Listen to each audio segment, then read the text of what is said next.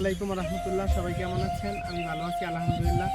অসম্ভব রৌদ্র, আজকে প্রায় 10-15 দিন যাবৎ আমাদের শৈত্যপ্রবাহ বইছে। আমি পরশু দিনের আগের দিনও ঢাকাতে দেখলাম যে রাস্তায় বের হয়েছি, উপর থেকে মনে হয় যে ফোঁটা ফোঁটার মতো পানি, হালকা হালকা পানি পড়তেছে।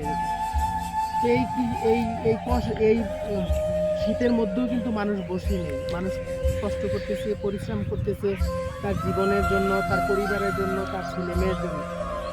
মানুষ কিন্তু বসে নেই। এই একটা জমি, এটার মধ্যে আল্লাহ রহমতে আলু করছে। আলুটা অন্যান্য জমিতে যেরকম দেখছি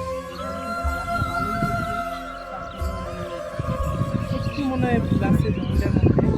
আমি তো এত কিছু বুঝি না, কৃষিকাজ করি নাই, তারপরেও কৃষি নিয়ে গবেষণা করার ফাঁকে ফাঁকে কিছু যেমন এই গাছটা কিন্তু অনেক সুন্দর। ধরো এই গাছটা কিন্তু অনেক সুন্দর, এটাও অনেক সুন্দর, কিন্তু এটা একবারে ছোট।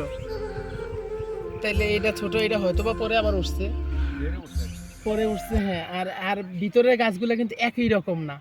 যেমন দুইটা একরকম, এই দুইটা কিন্তু আরেক রকম। আমি ওইভাবে বলছি আর কি। আমি তো এগুলা গবেষণা করি না, আমি জানিও না।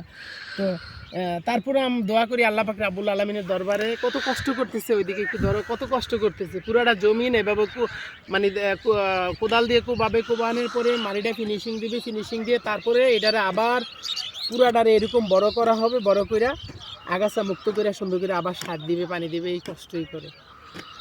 আসলে আমার সবচেয়ে বেশি, আমার কাছে পৃথিবীর সবচেয়ে বেশি আমার আল্লাহর পরে, আমার রাসূলের পরে, মা বাবার পরে, আমি আমার এই পীর মাশায়েখের পরে আমি আমার এই কৃষক ভাইদেরকে বেশি ভালোবাসি। আর বিদেশে যারা শ্রমিক তাদেরকে বেশি ভালোবাসি। কেন? এই কৃষকরা পরিশ্রম করে, কষ্ট করে, অথচ উনি কিন্তু যে ফসলটা করছে উনি কিন্তু পুরো জমিনের আলু খাইতে পারবেন। আল্লাহর রহমতে বিক্রি করতে হবে ইনশাল্লাহ, যদি ভালো ফলন হয়। তাইলে কিন্তু আমরাও কিন্তু নিয়ে খাইতে পারতেছি। কত গড়ে এই জমির ফসল যাবে সেটা আমরা এখন বলতেও পারবো না। তো কৃষক কিন্তু অনেক কষ্ট করে, অনেক পরিশ্রম করে, দিন নাই, দুপুর নাই, সকাল নাই, বিকাল নাই, তার আসতেই হবে। বৃষ্টি নাই, তার আসতেই হবে জমিনে। জমিনে এসে তার ফসলটা কীরকম হইতেছে, কোনটা লাগবে, কোনটা কখন করতে হবে, তারা কিন্তু ওই কাজেই লিপ্ত থাকে। তারপরে অনেকের জমিগুলো আলহামদুলিল্লাহ ভালো হয়, ফসল ভালো হয়, তখন তাদের মনে আনন্দ থাকে। যখন ভালো হয় না তখন তাদের মনে অনেক কষ্ট লাগে। যাক, সবাই ভালো থাকবেন। সবাই যার যার তুমি কিন্তু চারার মধ্যে ভাড়া দিবা। যার যার ফসল যেভাবেই করছেন আলহামদুলিল্লাহ, একটু ভালোভাবে যত্ন করেন, ইনশাল্লাহ এটা থেকে ভালো কিছু আসবে ইনশাল্লাহ।